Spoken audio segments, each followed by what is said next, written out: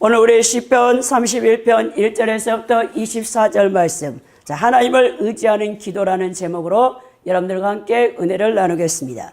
자, 시편 31편의 지은이는 우리가 이제 가장 구약에서 하나님께서 크게 들어 사용했던 다윗 왕이 지은 시입니다. 이 다윗이 위기에 처하여 하나님께 구원을 호소하는 비탄의 시가 되겠습니다. 자, 시편 150편 가운데 70편 이상을 다윗이라는 사람이 이 시편을 지었습니다. 시편 이제 절반 이상을 다윗이 이렇게 지었는데, 그가 이제 시편 가운데서 찬양시보다는 비탄시가 많은 것을 보게 되는 거죠. 그만큼 하나님을 경외한 다윗에게 시련이 많았던 인생이었음을 우리가 보게 될 수 있는 겁니다. 다윗은 수많은 대적들의 도전과 핍박으로 인하여 일평생 동안 시련의 세월을 보낸 사람입니다.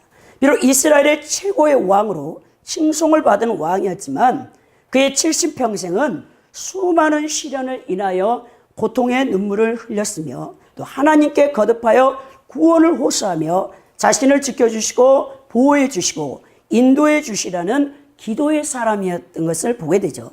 자, 다윗은 여러 가지 어려움을 당하여 비참한 지경이 되었지만 낙심하지 않고 하나님만을 신뢰하며 기도하는 이 영성 있는 참 정말 이 구약의 성도였음을 우리가 보게 된다는 것이죠. 세상에서는 하나님의 백성에게 시련이 끊이질 않습니다.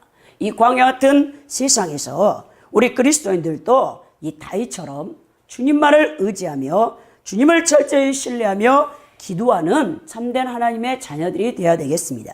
자, 다윗이 우리 하나님 앞에 어떤 기도를 올렸는가? 첫째 보면 오늘 1절에서 8절에 주의 의로 나를 건지소서라고 다윗이 기도한 것을 보게 되죠. 수많은 시련과 고통 속에서 다윗이 하나님만을 의지할 수밖에 없었다는 거예요. 자, 왜 다윗이 그 많은 시련을 겪어야 합니까? 자, 그에게 무슨 악한 죄가 있었습니까? 그에게 하나님에 대한 신앙이 부족해서였습니까? 물론 다윗의 시련, 또 이 고난 속에는 그의 허물로 인한 것도 있습니다. 우리가 사무엘하 11장에 보면 밧세바의 사건을 통해서 다윗이 하나님 앞에 큰 범죄를 저질렀던 것을 보게 됩니다. 시편 51편을 통해서 자기 자신이 지은 죄들을 침상을 띄울 정도로 눈물을 흘리며 회개했던 우리 시도 볼 수 있는데, 그렇다고 너 다윗이 그렇게 하나님 앞에 그 큰 밧세바의 사건을 통해서 지은 것 외에는 하나님 앞에 범죄하지 않은 사람이죠. 그래서 사도행전 13장 22절에 보니까 내가 이새의 아들 다윗을 만나니 내 마음에 맞는 사람이라 내 뜻을 다 이루리라. 여호와 하나님께서 인정했던 신앙인 중에 신앙인이 바로 다윗이었습니다. 그러나 왜 그가 그 인간의 연약한, 물론 허물도 있고 죄도 범했지만 그의 인생이 계속되는 시련 속에 있었는가? 그는 누구보다도 하나님 편에서 의롭게 살려고 몸부림쳤던 신실한 성도였던 것을 우리가 보게 되는데, 그 많은 시련이 사실은 다윗의 죄와 또 허물과는 상관없이 그 대적자들, 핍박자들, 다윗을 시기했던 온수들을 위해서 시련을 당했던 것을 보게 됩니다. 다윗이 많은 시련 속에 살았던 원인은 그가 하나님만을 경외하고 하나님의 그 왕국, 신정 왕국을 이끌기 위해서 의롭게 살려고 발버둥 쳤기 때문에 사탄 마귀가 다윗을 시기하는 대적들을 통해서 그 온수자들이 다윗을 공격해서 많은 시련을 겪게 되는 것을 보게 됩니다. 여러분, 우리가 무명한 사람들, 그리고 우리가 어떤 사회적인 위치, 지위가 없는 사람들한테는 비방하거나 중상모략하거나 여러분들을 협박하거나 또 여러분들에게 이 올가미를 씌우는 그런 일들은 별로 없을 거예요. 뭐 우리가 다른 것으로 고통받을 수 있겠지만, 그러나 여러분들의 지위가 높아질수록 또 우리 하나님께서 크게 쓰시고자 원하는 사람일수록 수많은 대적자들이 주변에서 일어나서 이 사람이 고통을 받는 것을 보게 돼요. 그 이유가 왜 그러냐? 우리가 의로운 자로 우리 그리스도인이라면 하나님의 말씀대로 순종하려고 할 때 사탄 마귀가 우리의 그 배후의 사람들을 통해서 우리를 공경에 빠뜨리는 것을 보게 됩니다. 사단은 육적이고 세상적인 탐욕에 젖은 악한 자들을 충동하여 다윗을 공격했던 것처럼 오늘날 우리가 하나님의 말씀에 순종하려고 몸부림치며 영적 투쟁하며 의롭게 살려고 하는 성도들을 향해서 사탄이 우리 주변에 그런 사람들을 통해서 우리를 대적하고 우리를 핍박하고 우리를 중상모략하고 비방하는 것을 보게 된다는 거예요. 때로는 은밀한 유혹으로, 때로는 대적들의 핍박을 통해서 다윗을 쓰러뜨리려고 했던 것처럼 오늘날도 동일한 이 그리스도인들에게 고통이 오는 것을 보게 됩니다. 그래서 다윗은 일생 하나님 앞에 자신을 구원해 달라고 호소하지 않을 수가 없었어요. 자신을 구원해 달라고 기도하지 않고는 견딜 수 없는 삶을 살게 되는 것을 보게 됩니다. 오늘 우리도 마찬가지라는 것이죠. 우리가 정말 하나님의 그 놀라운 은총을 받은 하나님의 존귀한 자녀들이지만 우리 하나님께서는 때로는 사탄의 그 공격을 막아주시기도 하지만 더 영적으로 성숙시키기 위해서는 우리 하나님께서 그 사탄의 공격을 허용하실 때가 있습니다. 그래서 우리가 언제든지 우리가 고난과 시련 속에서 잊지 말 것은 그 시련과 고난 속에서도 하나님이 여러분들과 함께하고 계심을 여러분들이 기억해야 된다는 것이죠. 베드로전서 4장 12절에서 13절에 너희를 시련하고 오는 불시험을 이상한 일 당하는 것 같이 이상히 여기지 말고 오직 너희가 그리스도의 고난에 참여하는 것으로 즐거워하라. 이는 그의 영광을 나타내실 때에 너희로 기뻐하게 하려 함이로다 했다는 것을 보게 되는 것이죠. 자, 우리의 소망이 이 세상뿐이라면 우리는 세상의 시련을 원망해야 될 것입니다. 그러나 우리의 소망은 이 세상에 있지 아니하고 영원한 저 천국에 있기 때문에 우리 이 땅에서 어떠한 시련과 고난 속에서도 주님을 붙잡고 주님 앞에 도움을 호소하며 믿음을 우리가 지키고 살아가야 되는 것이죠. 오늘 다윗이 하나님께 구하는 기도는 다윗은 박해자들을 피하여 성소로 도망쳐서 하나님 앞에 무릎을 꿇었던 왕입니다. 자, 시련과 시험, 고난이 올 때 우리 지금 그리스도인들도 하나님의 성전에 나와서 십자가 앞에 무릎을 꿇어야 된다는 것이죠. 많은 사람들이 고난이 오는데도 또 시련이 오는데도 하나님을 먼저 찾지 않냐고 인간적인 방법과 세상적인 방법을 우리가 지금까지 의지했던 그런 방법들을 동일하게 찾는 것을 보게 되는 것이죠.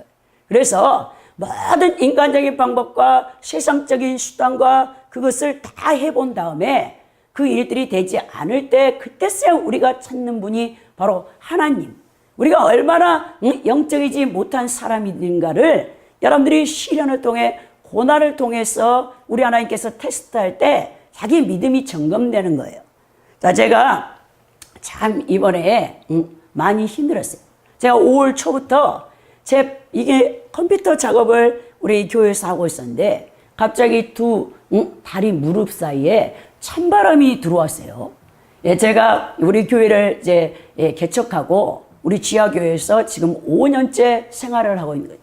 자, 그 다음에 제가 여기서만 5년 이상 한 것이 아니고 제가 20살 때 전라남도 시골에서 상경해가지고 이제 20살 때 올라와가지고 거처할 데가 없으니까 물질을 가진 것이 없어가지고 아주 가난한 그 자체였죠.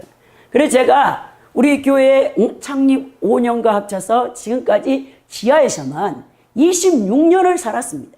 여러분들이 만약에 여러분들의 환경 가운데 그 바람도 또 여러분 햇빛도 들어오지 않는 곳에서 26년 살면 사람이라면 여러분 벌써 병들어서 죽었어야 돼요. 근데 하나님의 은혜로 제가 이 힘든 환경 가운데서 하나님이 연단하시는데도 또 하나님이 저에게 아주 십자가의 그 큰 사랑을 깨닫게 하셔서 제가 예수 그리스도를 온전히 이제 영접하고 하나님과 첫사랑에서 4년 동안 심장이 뛰어서 잠을 못 잤다고 여러분들에게 간증한 적이 있죠. 자, 그런 가운데서 환경은 너무나 열악했던 것 같아요. 그래서 제가 그런 가운데서 이제 살아오면서 몸에 많은 이제 지금 나이가 좀 들어가니까 그 증상이 이제 나타났나 봐. 원래 몸이 차가운 데다가 저혈압에다가 제가 정말 하나님의 은혜가 아니면 살 수 없는 사람인데 이번에 이제 바람이 들어오니까 어떻게 할 수가 없더라고요. 더 이상 여기서 막 견딜 수가 없네요. 단 1분도 교회에 앉아 있을 수가 없는 거예요. 이 무릎 아래로부터 발 사이로 막 바람이 들어오기 시작하는데 그게 들어와서 막 자결이란 통증이 이게 오는데 견딜 수가 없는 거예요. 그래서 이제 햇볕 밖에 나가서 좀 이렇게 햇볕을 보고 걸으면 괜찮고 다시 우리 교회에 들어오면 또 아프고 이 통증이 막 견딜 수가 없습니다. 그러다가 제가 이제 한의원을 가게 됐어요.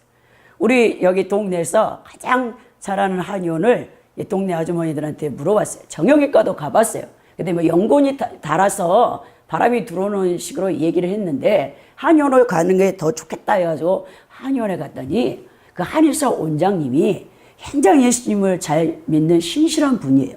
항상 이제 한의원에 가서 이제 침을 맞으러 가면 복음 성가를 이렇게 틀어놓고 간접적으로 복음을 증거하시는 원장님인 줄 알고 있었어요. 그래서 이제 상담을 해보니까 저 얘기를 쫙 듣더니 갑자기 원장님이 그러시는 거예요.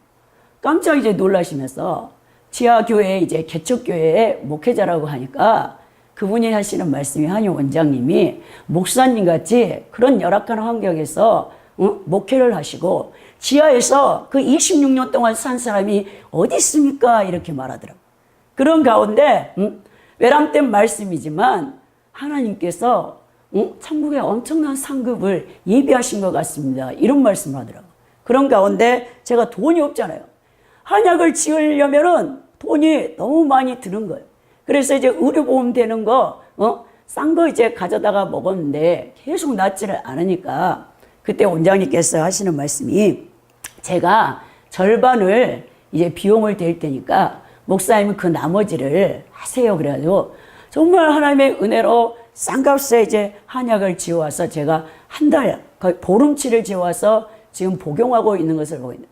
그래, 몸이 아픈 데다가 지난 여러분 태풍 또 장마의 영향으로 교회 저 들어오는 현관 입구에 막 비가 새면서 제가 막 연 이틀 동안 이 빗자루질을 내면서 비를 밖으로 빼내야 되는 거예요. 교회 일이 다 흘려 들어오면 완전히 침수가 되기 때문에 그런 가운데 있었어요. 그러니까 막 그때 눈물이 너무 나더라고요. 우리 주님께서 저를 사랑해서 제가 지금까지 하나님 앞에 이 열악한 환경에서도 한 번도 우리 주님 앞에 원망 불평해 본 적이 없어요. 전 하나님 앞에 모험하는 줄 알았어요. 얼마나 하나님이 저를 크게 사랑했던지 예수님과 첫사랑이 끝난 다음에 제가 십자가를 보고 10년을 울었습니다. 제가 십자가를 볼 때마다 하나님의 사랑이 느껴져서 감격해서 눈물을 흘리지 않을 수 없었어요. 그런데 이번에 교회는 또 비가 들이새고 있지 몸은 아프지 그러니까 정말 절망이 되더라고요. 그래서 제가 새벽 예배 끝나고 제 목회관실에서 잠깐 누워있다가 잠이 들었어요. 근데 꿈에 뭐라냐 20년 전에 저를 하나님께서 소명하실 때 부르실 때 내가 너를 반드시 축복하리라 그 말씀이 저에게 완전히 화살같이 꿈에서 제 영에게 간파를 하시더라고요. 그래서 제가 벌떡 일어나서 하나님 앞에 감사다 해서 다시 믿음으로 회복된 것을 보게 됩니다. 이런 것처럼 오늘 다윗이 얼마나 고통스러웠으면 대적자들 때문에 성소에 달려가서 하나님 앞에 무릎 꿇어 부르짖며 울었다는 거예요. 사냥꾼에 쫓기는 연약한 짐승과 같이 시인 다윗은 갈급한 심령으로 보호와 구원을 얻기 위해서 여호와 하나님께만 나아갔다는 것입니다. 그가 얼마나 많은 군대를 갖고 있었습니까? 이스라엘 왕으로 통치할 때 모든 그 주변에 있는 열방을 다 제패해가지고 조공을 받고 아주 부유한 이스라엘 왕국의 왕이지만 다윗은 군대를 의지하지 아니하고 사람을 의지하지 아니하고 오직 여호와 하나님 한 분만을 의지하며 그 어떠한 고통과 어려움 속에서도 그것을 이겨냈던 것을 보게 됩니다. 그가 우리 주 여호와 하나님을 피난처 또 자신의 산성 또 반석이라고 일컫는 것을 보게 되죠. 여러분 반석 광야에 가면 페트라라고 해서 어마어마한 반석들이 있어요. 그것은 어떤 여러분 바람이 불든 비바람이 불든 흔들리지 않는 것처럼 산성도 마찬가지 아닙니까? 우리 하나님을 그렇게 신뢰하며 의지했다는 거죠. 자, 그가 사람을 구원할 수 있는 것은 오직 여호와 하나님의 의로운 뿐이라는 것을 오늘 시편에서 그가 고백하는 것을 보게 됩니다. 하나님의 의로움에 근거한 구원을 받기를 원했다는 거예요. 자, 로마서 3장 23절에 모든 사람이 죄를 범하였음에 하나님 영광에 이르지 못한다 했습니다. 여러분, 인간은 스스로 구원받을 수 없는 존재예요. 하나님의 의로움이 아니면 여러분 구원받을 자가 없다는 거예요.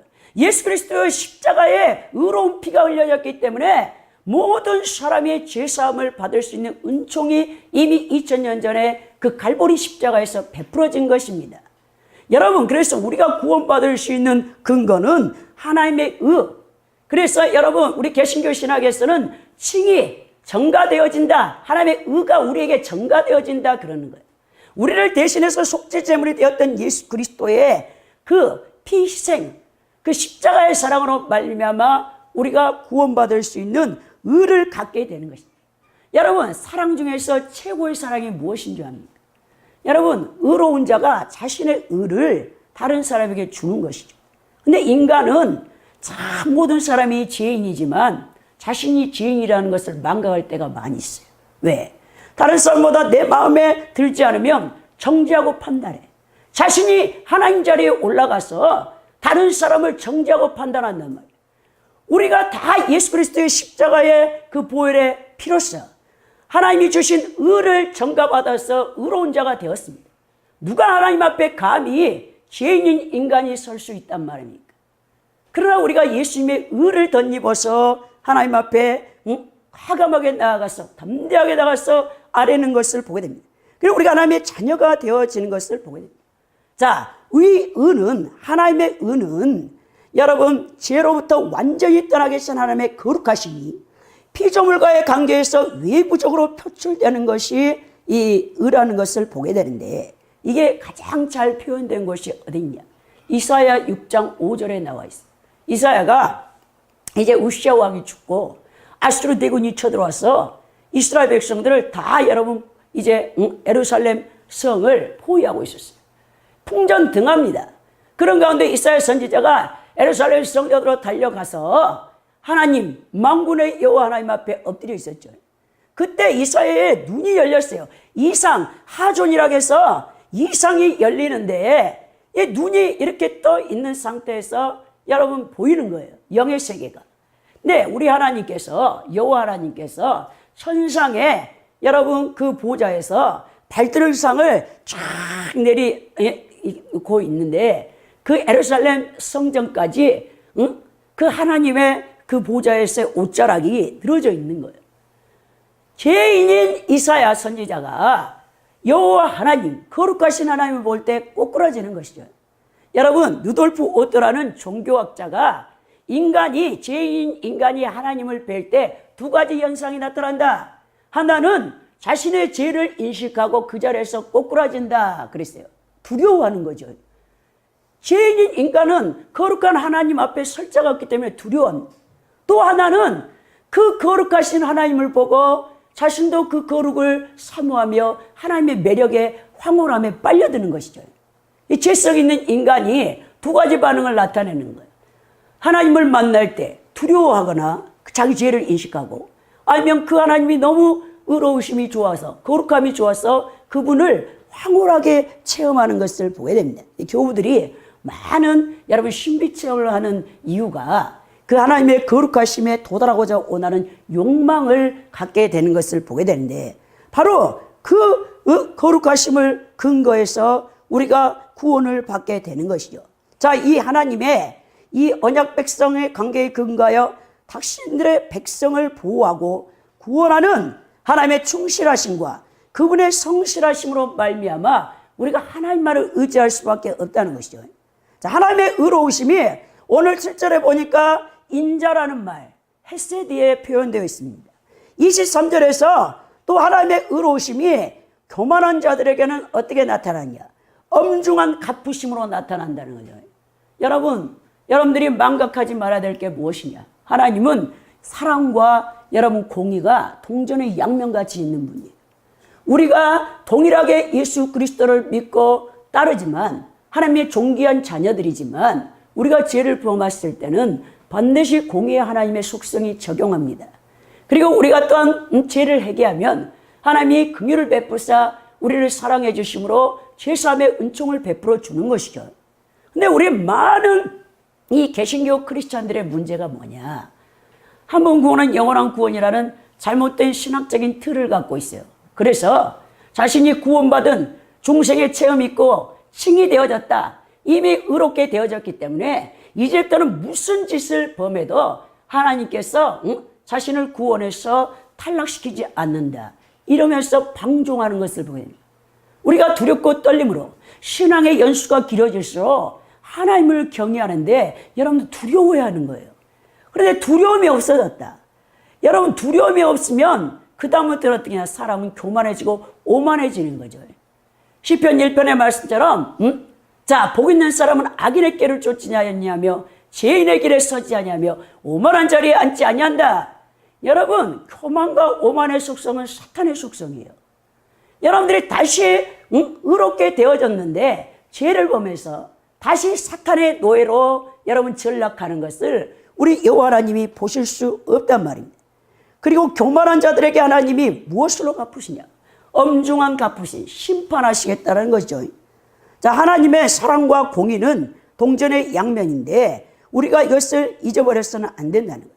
그래서 오늘 다윗이 그 어떤 절망적인 위기 속에서도 하나님만을 의지하는 이유가 헤세드, 사랑과 인자를 갖고 있는 그분의 속성, 더 나아가 교만한 자들, 자신을 대적하고 의롭게 살려는 자들을 중상모략하며 시기 질투하며 비방하며 그 핍박하는 자들에게 반드시 공의 하나님이 심판해 주실 것이다. 그 신앙을 가지고 오늘 여호와 하나님 앞에 소망을 가지고 나아가 성전에서 무릎을 꿇는 것을 보게 된다는 것입니다.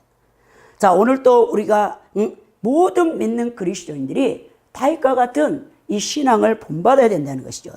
자, 그래서 우리가 항상 하나님 앞에 두렵고 떨리는 마음으로 구원을 이루어 가야 되는데 오늘 다윗이 2절에서 뭐라 했냐?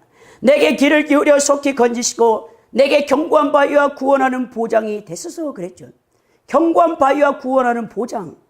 여러분 많은 적들 그 공격 그 위험 속에서도 능히 하나님께서 방어할 수 있다. 철무성과 같이 나를 지켜줄 수 있다. 그 신앙 고백에서 나온 거죠. 자, 다윗은 하나님께서 원수들의 무시무시한 공격을 막아낼 수 있는 난공불락의 요새가 되어달라고 간구합니다. 다윗은 일생 무엇을 하는 왕이었습니까? 전쟁하는 왕이었죠. 다윗이 원래 성전을 짓고자 원했지만 나단 선지자를 통해서 자기의 선한 소원을 하나님 앞에 아랠 때 사무엘하 7장에서 나단 선지자에게 하나님의 음성이 들렸는데 자, 다윗은 내가 사랑하고 참으로 다윗의 그 선한 중심 마음은 받았다. 그러나 다윗은 일생 전쟁을 통해서 손에 피를 묻혔기 때문에 거룩한 내 성전을 지을 수 없고 다윗의 몸에 나온 후손을 통해서 이제 내가 성전을 짓게 할 것이다 그랬죠. 그 말을 듣고 다윗과의 언약을 맺는 것을 보게 되는데 다윗이 나단 선지자의 하나님의 그 기도의 응답을 듣고는 얼마나 감격하며 기뻐하는지 사실 솔로몬이 성전을 지었지만 그 모든 성전을 지을 수 있는 여러분 그 자원을 다 다윗이 준비해 놓은 거예요. 일생 동안 그가 하나님의 거룩한 성전 오직 하나님 앞에 부르짖고 간구하며 어떤 위기 속에서도 하나님만을 의지했던 그 신앙이 성전을 지을 수 있는 모든 금은 보화를 비롯해서 자원을 준비해 놔서 솔로몬이 그 아름다운 솔로몬 성전을 짓기에 부족함이 없게 그 부왕 다윗이 준비한 것을 보게 됩니다. 그런 것처럼 다윗은 어떤 위기 상황 속에서도 사람의 군대의 도움을 구하지 않았어요. 오직 기도함으로 여호와 하나님 한 분만을 의지함으로 그가 이 위기 상황을 다 헤쳐나갔던 것을 보게 됩니다. 그래 이사야 2장 22절에 보니까 너희는 인생을 의지하지 말라. 그의 호흡은 코에 있나니 셈할 가치가 어디 있느냐 그랬죠. 여러분들 또 그래 에레미야가 뭐랍니까? 사람을 의지하는 자는 저주를 받을 것이다 그랬어요. 여러분 이 땅의 사람들이 예수 그리스도를 믿고 있는데 누구만을 의지해야 되냐? 성삼일체 하나님 한 분만을 의지하며 신앙생활해야 된다는 거예요. 여러분 누구를 의식해서 신앙생활하고 있습니까? 사람들의 눈을 의식해서 신앙생활합니까? 여러분 그것은 무너집니다. 오직 고람되어 하나님 존재 앞에서 하나님께서 내 생각을 감찰하시고 내 마음을 감찰하시고 나의 안고 일어섬을 감찰하시는 그 하나님 앞에 두렵고 떨림으로 여러분들이 신앙생활을 해야 된다는 것입니다. 성경에 수많은 믿음의 선진들이 위기와 고난의 시련을 당할 때 그들은 오직 하나님 한 분만을 의지하고 기도하며 그 시련의 시간들을 이겨냈던 믿음의 사람들이었던 것을 보게 됩니다. 기도의 용사인 E.M. 바운즈 목사라는 분이 계셔요. 그분의 책 기도의 강력이라는 책에서 이런 말씀을 하셨습니다. 그리스도의 형상을 닮아 성품이 변화된 사람이 있는가? 그분의 뜻에 따라 세상을 변화시킨 사람들이 있는가? 그들의 삶에서는 하나님과 함께 많은 시간을 보냈다는 사실이 발견될 것이다 그랬다는 것이죠. 여러분, 우리가 하나님의 형상과 모양대로 여러분 회복되어져서 하나님의 선하시고 거룩하시고 인자하시고 온유하고 겸손한 그리스도의 성품이 나타난다면 여러분들은 그 많은 시간을 주님과 함께하는 시간을 보내야 된다는 말입니다. 보이지 않는 하나님을 의지하고 그분을 철저하게 신뢰하며 의지하는 사람은 세상이 감당할 수 없는 믿음을 소유하게 되는 것이죠. 솔직히 우리 그리스도인들의 모든 문제의 원인은 살아계신 하나님에 대한 확실한 신뢰와 믿음이 없기 때문입니다. 여러분 어떤 문제에 대해서 여러분들이 계속 불안해하고 초조하고 두려워하는 것도 믿음의 문제예요. 사실 전적인 전능하신 살아계신 하나님을 믿지 못하기 때문에 다 오는 것입니다. 여러분, 그래서 여러분들이 이 세상에서 정말 하나님이 기뻐하시는 믿음을 소유하는 자가 되기 위해서는 많은 시련과 고난 속에서 하나님과 함께하는 시간을 가져야 된다는 거예요. 여러분, 고통 없는 영광은 있을 수 없습니다. 십자가 없이 영광의 면류관을 받기를 여러분들은 힘써서는 안 된다는 것이죠. 스데슨 인내 없는 열매는 존재할 수 없습니다. 여러분, 아름다운 도자기가 있어요. 정말은 볼품없는 진흙 한 덩어리로 여러분 도자기를 만드는 그 공예 하시는 분이 그거를 빚어요. 근데 그건 처음에는 여러분 진흙 한 덩어리로 빚어서 볼품이 없잖아요. 근데 그것이 여러분 작품으로 나오려면 여러분 고려청자 같이 어마어마한 작품이 나오려면 몇천 도시의 불가마 속에 들어갔다가 그 뜨거운 열기를 견뎌내야 돼요. 그 뜨거운 열기를 견디지 못하고 나와서 다 금이 간 여러분 도자기는 다 쓸모가 없어요. 도공들이 다 망치로 깨버립니다. 아무리 많은 작품 뭐 수백 개를 불가마에 넣어가지고 수백 개를 할지라도 다 금이 가고 쓸모없는 것은 다 깨버려요. 우리 하나님도 마찬가지 아닙니까? 여러분, 그래서 베드로전서 1장 7절에 너희 믿음의 시련이 불로 연단하여도 없어질 금보다 더 귀하여 예수 그리스도에 나타나실 때 칭찬과 영광과 존귀를 얻게 하려 함이라 그랬다는 것이죠. 여러분, 그러므로 주를 믿는 성도들은 마치 쓰러져 망할 것 같은 위험한 일들을 만날 때 기뻐하고 즐거워해야 되는 것입니다. 왜냐하면 그 위기 때에 하나님의 기적과 능력을 체험할 가장 귀한 믿음의 시험대에 올라 있다는 것을 기억해야 된다는 것이죠. 그렇다면 위기를 만났을 때 신앙적으로 승리하는 방법이 무엇입니까? 모든 신앙의 위인들이 동일하게 사람의 힘이나 권력, 인간적이고 세상적인 방법을 사용하지 않고 오직 주님만을 의지한다는 것을 주님께 믿음으로 보여드려야 되는데 그 방법은 바로 순수한 믿음의 기도밖에 없다는 것이죠. 여러분, 기도하며 엎드려 있어야 돼요, 하나님 앞에. 그래서 로마서 5장 3절에서 4절에 다만 이뿐 아니라 우리가 환난 중에도 즐거워하나니 이는 환난을 인내를, 인내는 연단을, 연단은 소망을 이루는 줄 알미라. 에베소 3장 13절에 바울 사도는 그러므로 너희에게 구하노니 너희를 위한 나의 여러 환난에 대하여 낙심치 말라. 이는 너희의 영광이니라 그랬다는 것이죠. 여러분, 더 나아가서 우리가 순수한 믿음뿐만 아니라 오늘 다윗과 같이 자신의 영혼을 하나님께 전적으로 의탁하는 믿음이 있어야 된다는 것입니다. 다윗이 오늘 시편 31편 5절에서 내가 나의 영을 주의 손에 부탁하나이다. 진리 하나님 여호와여 나를 구속하셨나이다. 이렇게 고백했죠. 자신의 영을 주님의 손에 부탁했다. 이 기도가 곧 예수님께서 십자가에서 나의 하나님 어찌하여 나를 버리셨나이까? 엘리 라마 사역단이를 외치셨던 예수님이 그 다음에 뭐라 합니까? 아버지여 내 영혼을 아버지 손에 부탁하나이다. 누가복음 23장 46절에 그 기도와 동일한 기도라는 것이죠. 여러분 그 다윗이 죽음과 같은 위협의 상황 속에서도 자신의 육은 죽는다 할지라도 자기의 영혼은 주님의 손에 부탁하는 것을 보게 된다는 거예요. 자, 다윗은 자신을 부분적으로만 하나님께 맡겼던 사람이 아닙니다. 전적으로 하나님 앞에 일생을 그가 평범할 때나 전쟁 중이나 위기 상황이나 자신의 육신과 영혼을 전적으로 하나님 손에 의탁했던 사람인 것을 보게 됩니다. 여러분 다윗처럼 위급한 상황에 살았던 사람 별로 없을 거예요. 그리고 일생 전쟁하는 왕이에요. 전쟁이 얼마나 여러분 극한 상황입니까? 어디서 여러분 적군의 총알이, 적군의 여러분 화살이, 적군의 칼이, 창이 날라와서 죽을지 모르는 여러분 전쟁에서 닳고 닳았던 사람이 다윗 왕 아닙니까? 우리가 아무리 위기 상황에 있다 할지라도 전쟁처럼 비참한 현실은 없더라고요. 제가 2차 세계대전 영화 피아니스트라는 영화를 한 편 봤어요. 독일 나치가 여러분 유대인 600만을 학살하는 그 장면들을 보았는데 전쟁이 얼마나 무서운가. 우리도 여러분 6.25 전쟁을 겪고 이 역사가 쓰여진 대한민국 아닙니까? 전쟁 속에서 살아남을 수 있는 확률이 얼마큼 될까요?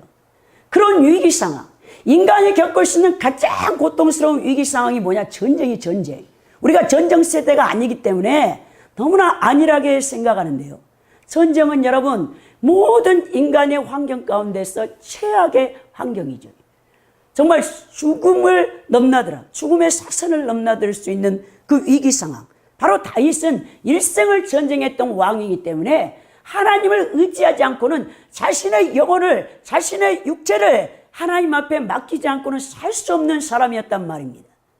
우리가 왜 지금까지도 다윗 왕 하면 여러분 그 다윗의 신앙, 이스라엘 민족들에게 최고의 여러분 존경받는 신앙이라면 아브라함과 모세와 다윗뿐이에요.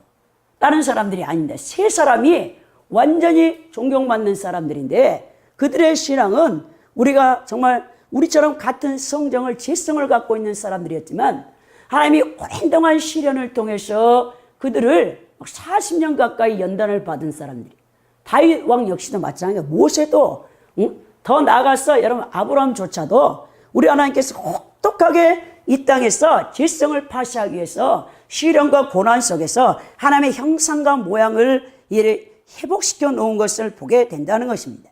오늘 우리 믿는 성도들은 두 차원의 세계를 바라볼 줄 알아야 돼요.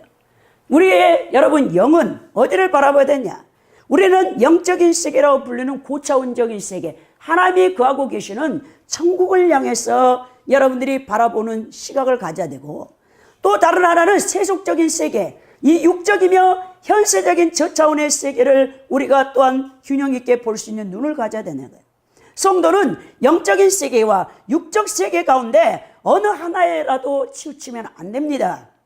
이 두 개의 영역을 지혜롭고 적절하게 껴안을 수 있어야 되는데 자 그러면서 우리는 우리의 영혼을 완전히 주님 앞에 의탁하고 살아야 되는 거죠. 왜냐? 여러분들 왜 우리가 하나님 앞에 우리 영혼을 의탁하게 되냐? 우리를 만드셨기 때문에 그렇습니다. 우리를 창조하신 분이기 때문에 그렇습니다. 창세기에서 보면 창세기 2장 7절에 여호와 하나님께서 흙으로 사람을 지으시고 생기를 그 코에 불어넣으시니 사람이 생명이 되었다고 했죠. 우리를 만든 주인이 누구시냐? 여호와 하나님이기 때문에 여러분 우리가 만물이 주께로부터 나와서 또 주께로 돌아간다. 로마서 13장에 바울 사도가 그것을 말씀하고 있는 거예요. 모든 사람이 주께로부터 왔습니다. 그리고 반드시 주께로 돌아가 선악간에 자신의 몸으로 행한 것을 심판받게 돼 있다. 이것이 우리의 머릿속에 각인되어 있어야 돼요. 근데 우리가 이 심판의 의식이 없기 때문에 우리가 신앙생활을 엉망으로 하는 것이죠. 즉 우리의 영혼은 하나님으로부터 나온 영원한 존재이므로 당연히 영원하신 하나님께 우리를 맡겨야 되는 것이죠. 이 세상은 어떤 것입니까?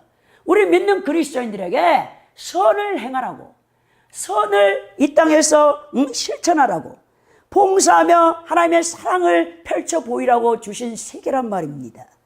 우리가 섬겨야 할 선행의 무대가 이 세상인데 우리 그리스도인들이 균형 잡히지 못한 신앙생활을 너무나 많이 하고 있는 거예요. 자, 우리는 세상의 돈과 재물이나 화려한 쾌락에 자신의 영혼을 빼앗겨서는 안 됩니다.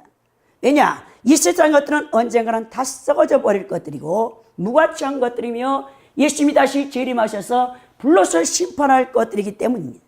제가 많은 사람들을 보니까 하나님을 100% 사랑하지 않아요. 우상이 다 있어요.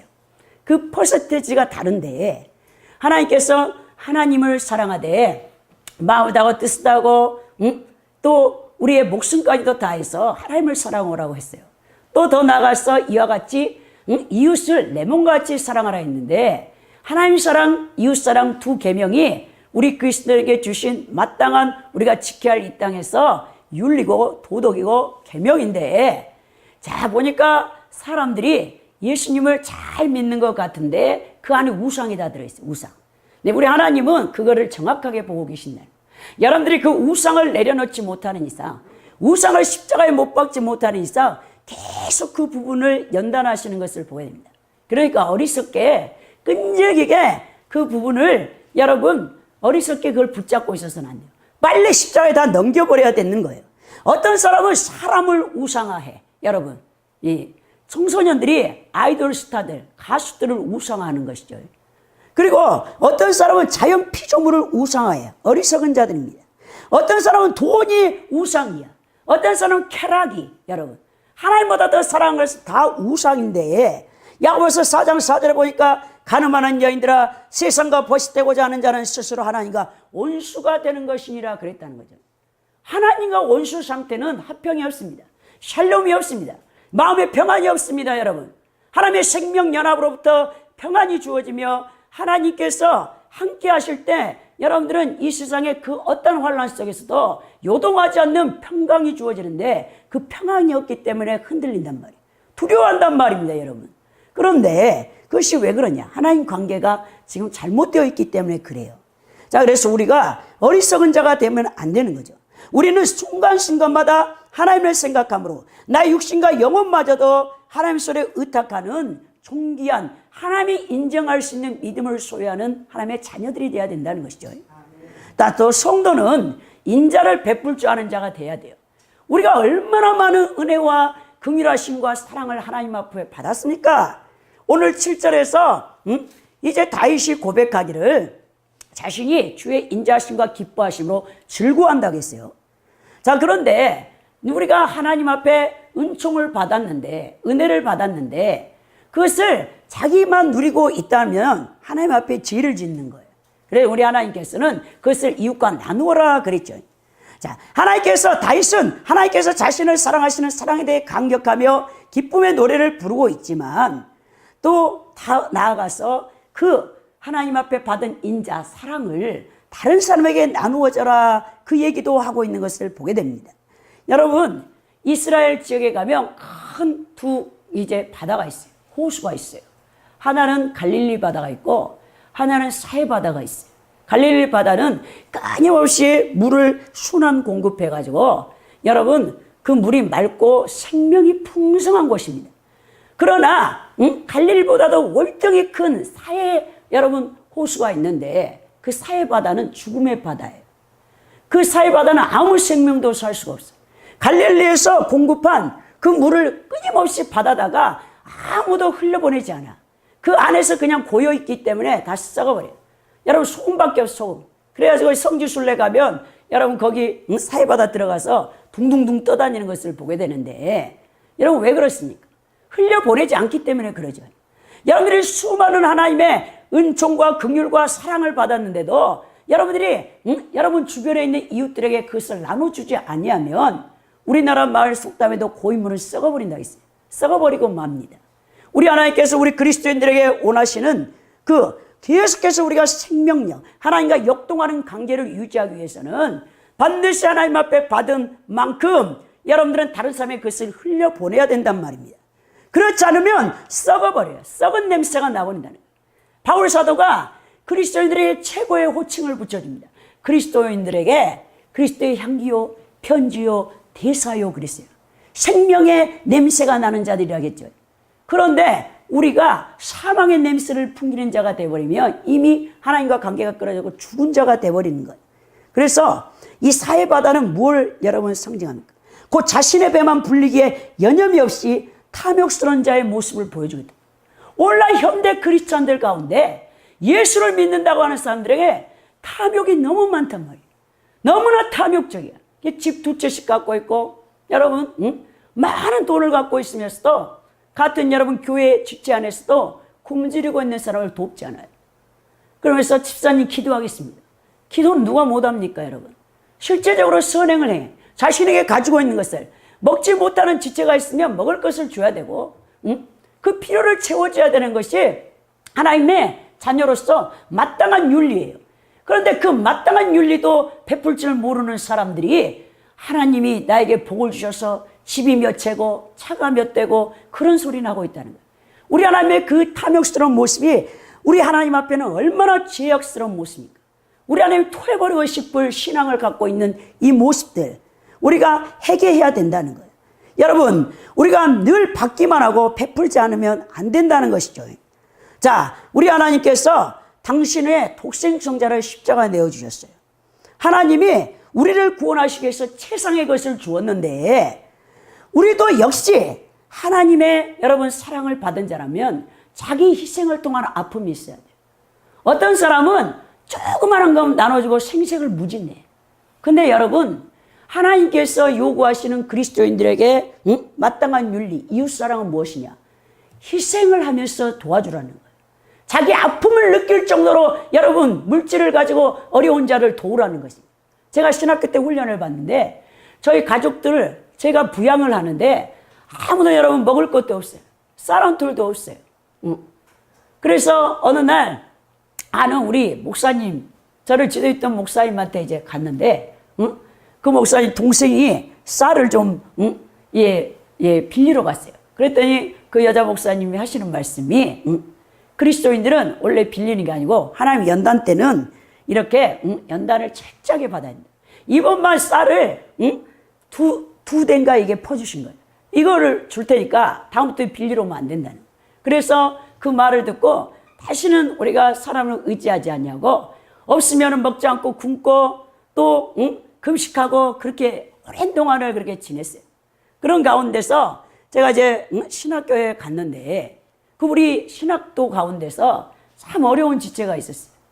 저희도 이제 명절 돼가지고 명절 휴가비를 받아가지고 신권으로 받아가지고 우리 가족들하고 뭐 좀 해먹으려고 하는데 주님께서 저에게 음성을 들려주시는데 그 물질을 우리하고 누구에게 다 주라는 거예요.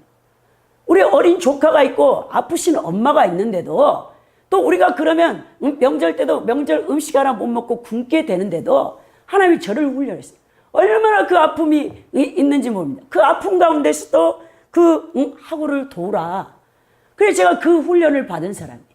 제가 아무것도 없어도 다 나눠주는 훈련을 하나님께서 오랜 동안 저에게 시켰다는 것입니다. 그런데 놀랍게도 제가 이제 전도사 시절에 성남에서 우리 대학원 동기하고 이제 교회를 개척해가지고 교회를 하고 있었어요.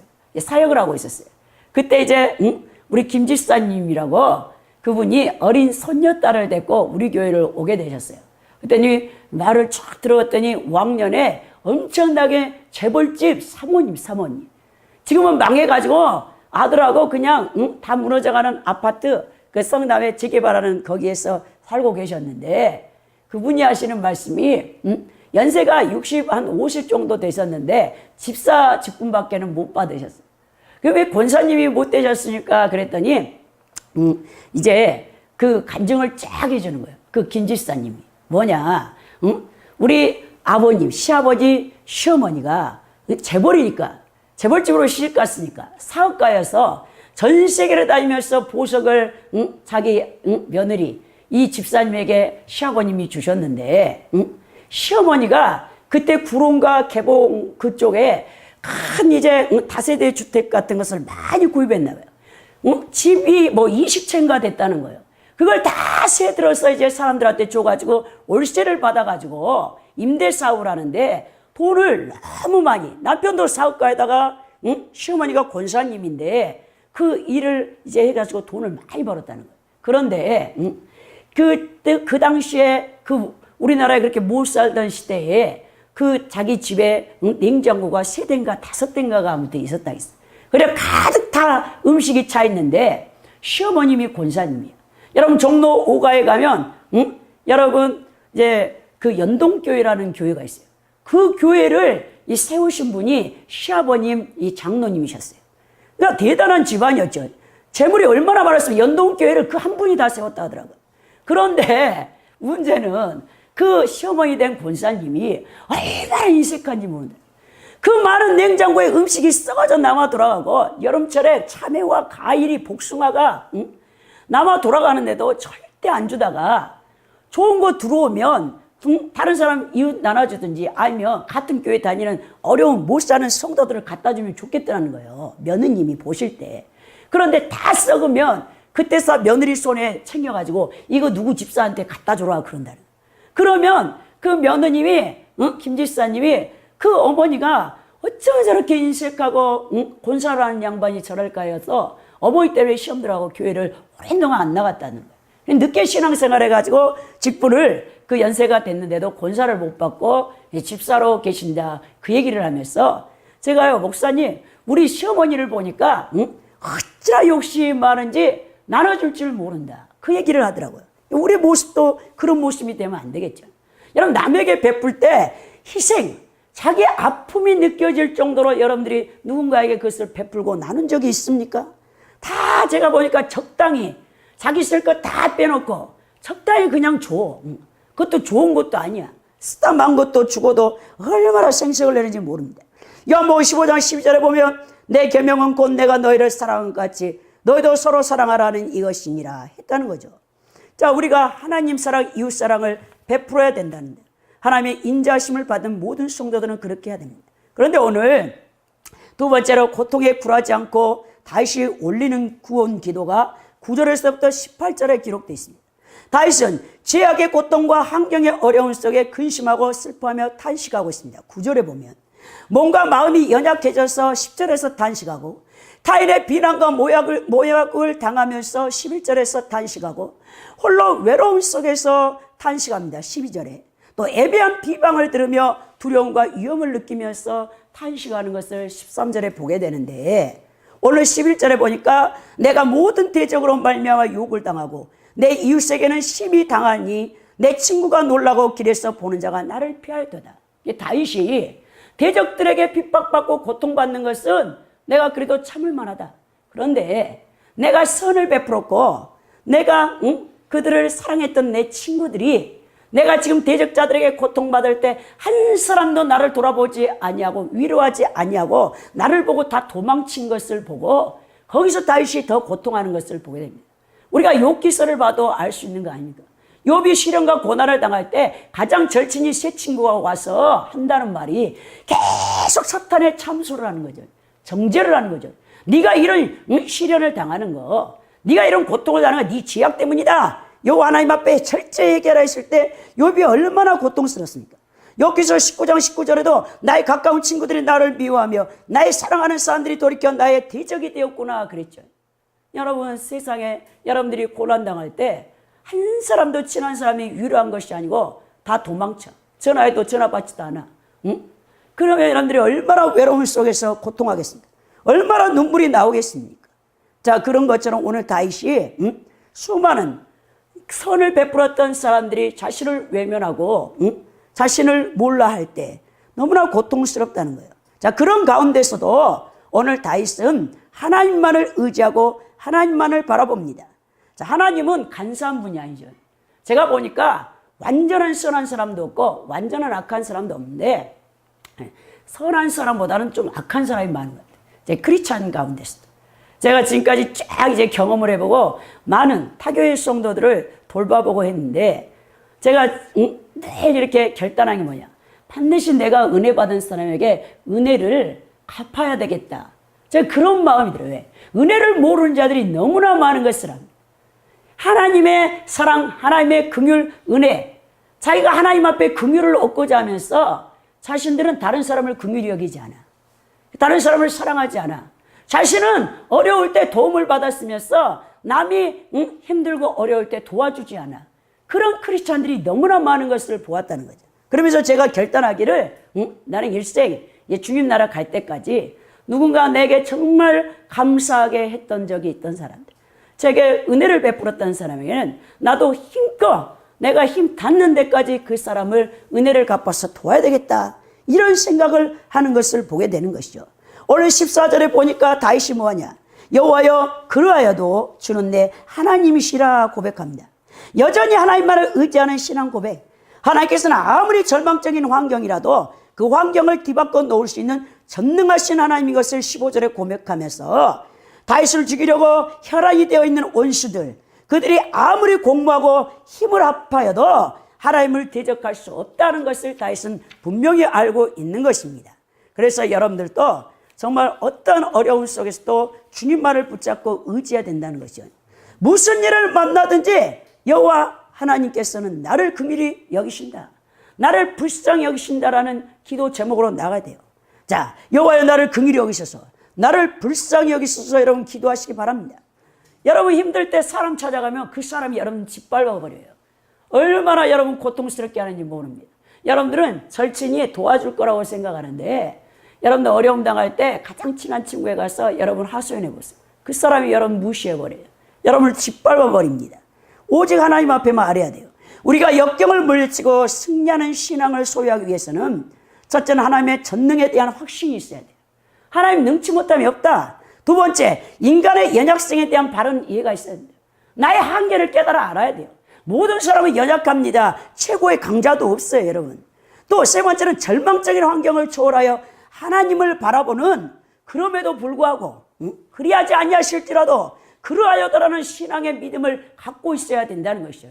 다니엘의 세 친구들이 자신들을 불 속에서 건져주지 아니하실지라도 우리는 여호와 하나님 아버지를, 여호와 하나님을 부인할 수 없습니다. 그리하지 아니하실지라도 믿음으로 나가버리죠. 그때 하나님이 기적을 베푸시는 것을 보는데, 기적을 베풀지 아니할지라도 주님을 믿는 신앙이 흔들려서는 안 된다는 거죠. 자, 세 번째, 다윗은 감사와 찬송하라 모든 성도들아, 여호와를 바라는 너희들아 강하고 담대하라, 그가 고백하고 있어요. 19절에서 24절에 왜 감사해야 되냐, 하나님이 쌓아둔 은혜가 많다, 주께 피하는 자들을 위해서 베푸신 은혜가 크도다라고 오늘 얘기하는 것을 보게 되는 거예요. 여러분, 하나님께서는 여러분들의 일생을 다 알고 계세요. 그래서 준비하시면 준비. 부모가, 어머니가 뱃속에 아이가 10달 있을 동안 어머니가 다 준비하는 거죠.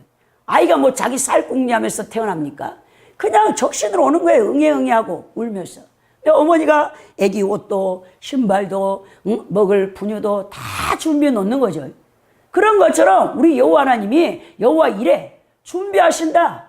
다윗이 환난을 당할 때 자신 스스로는 이겨내지 못할 것을 알고 우리 하나님께서 크신 은혜로 준비해 놓았다, 쌓아두신 은혜가 있다라고 그가 고백하는 거죠. 이 쌓아두신 은혜, 이 쌓아두신 은혜라는 뜻이 히브리어로는 여러분 차판이라고 해서 숨겨놓다, 비장하다는 말이에요. 근데 그것이 쪼잔한 은혜가 아니에요. 하나님 베푸신 은혜는. 나중에 보니까 다윗은 자신의 대적자들을 속에서, 피난 속에서, 고통 속에서 건져주라고만 기도했는데, 우리 여호와 하나님께서 다윗이 그 시련을 통과한 다음에, 영적으로 성숙한 다음에 이스라엘의 최고의 왕위를 주시면서 그가 가장 성군으로 아버지 하나님 앞에, 주님 앞에 영광을 돌릴 수 있도록, 여호와 하나님 앞에 영광을 돌릴 수 있도록 풍성한 은혜를 베푸신다는 것을 그가 고백하고 있는 것을 보게 된다는 것이죠. 여러분들은 아이고 내일을 염려하고 내년을 염려하고 여러분 10년 후를, 20년 후를 걱정할지 모르지만 제 경험으로 봤어도 하나님께서 10년, 20년 미리 다 준비해 놓으셨더라고요. 그리고 하나님 때 하나님께서 축복하는 것을 보게 되는 것입니다. 근데 그 은혜가 쫀쫀한 은혜가 아니에요. 짜잘한 은혜가 아닙니다. 내가 감당할 수도 없는, 또 하나님 앞에 영광을 돌리지 않을 수 없는 그런 엄청난 은혜로 축복하신다는 것을 여러분 기억해야 되는 것이죠. 그래서 오늘 다윗이 하나님 앞에 불철주야 기도하면서 그 어려운 환경을 다 이겨냅니다. 23절에 보니까 자, 너희 모든 성도들아 여호와를 사랑하라. 여호와께서 성실한 자를 보호하시고 교만히 행하는 자에게 엄중히 갚으신다. 23절에 말씀하고 있는 거예요. 자, 엄중이라는 말은 히브리어로 에텔인데 충분히 갚는다. 내가 남김없이 악인들을 심판하고 말 것이다. 그 뜻입니다. 근데 우리 크리스찬들은 저주할 수 없죠. 여러분들이 우리가 선으로 악을 이겨야 돼요. 온수의 머리 위에 선을 행해서 숯불을 쌓게 해야 됩니다. 심판 하나님이 하실 것이고, 우리 크리스찬들은 여러분들을 비방하고 핍박을 주고 고통하는 자들을 용서하며 끝까지 사랑을 베풀 수 있어야 되는 거죠. 마지막 결론에서 보면 강하고 담대하라 여호와를 바라는 모든 자들아 그랬죠. 다윗이 오늘 시편 31편을 통해 오늘 현대 기독교인들에게 교훈하고 있는 내용이 무엇입니까? 환난 중에 오직 하나님께 피하는 경건한 성도들에게 하나님께서는 어떤 은혜를 베푸신가를 깨달아야 알아야 된다는 거죠. 어떤 환경 가운데서라도 오직 하나님만을 의지할 준비가 되어 있는 성도에게는 고난이 저주가 아니라 복이 된다는 중요한 교훈을 얻어야 됩니다. 기도와 말씀 묵상과 흔들리지 않는 신앙 고백, 그 믿음이 있어야 되고, 오늘 다윗이 이 모든 환난을 물리치고 응답받았던 것처럼 우리 그리스도인들도 고난당할 때 살아계신 하나님에 대한 의심과 원망과 불평을 물리치는 기도와 말씀 생활에 전념하여 승리해야 된다는 것이죠. 전능하신 하나님의 능력을 얻는 수단은 말씀 묵상과 기도를 수단으로 성령 충만케 되어질 때 그것들이 다 이루어지는 것을 보게 됩니다. 여러분, 고난과 환경은 바뀌지 않는 것 같아. 그런데 내가 성령 충만하면 그걸 이겨내버리는 거죠. 하나님 한 분만을 두려워하는 사람은 세상에 두려워할 것이 없지만, 여러분, 세상의 것을 두려워하면, 사람을 두려워하면 모든 것이 다 두려워지는 거예요. 그래서 여호와 하나님만을 두려워하는 진짜 신앙인이 돼야 된다는 겁니다. 이 마귀와 그의 앞잡이들, 타락한 천사들, 귀신들이 악인들을 통해서 여러분들을 시기하고 질투하고 하나님 말씀대로 순종하려 하는 자들을, 의로운 성도들을 끊임없이 공격하는 것을 보게 됩니다. 여러분, 사탄이 직접 여러분들이 나타나서 괴롭히는 게 아니고, 여러분 주변에서 같은 신앙생활을 하면서도 육적인 세상적인 여러분 그리스도인이라는 사람들이 함께 신앙생활하고 있는 교회 안에서 성도라는 자들이 여러분 사탄의 앞잡이 노릇을 하고 있는 것을 보게 되는 것이죠. 얼마나 비참합니까 여러분. 교회는 쭉정이와 가라지와 알곡이 뒤섞여 있어요.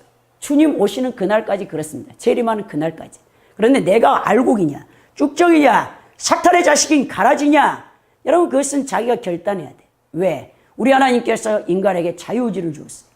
자유의지로 선악을 반드시 선택하게 되어 있는데, 여러분들이 만약에 크리스찬이면서 거듭난 하나님의 자녀라면서도 여러분 계속 하나님 말씀에 불순종하고 악한 사탄의 세력에 미혹을 받아가지고 또 여러분 선한 사람을 악하다 하고 악한 사람을 선하다 하고 비방하고 돌아다니면 이 결론은 하나님 앞에 심판을 받을 수밖에 없다는 거죠.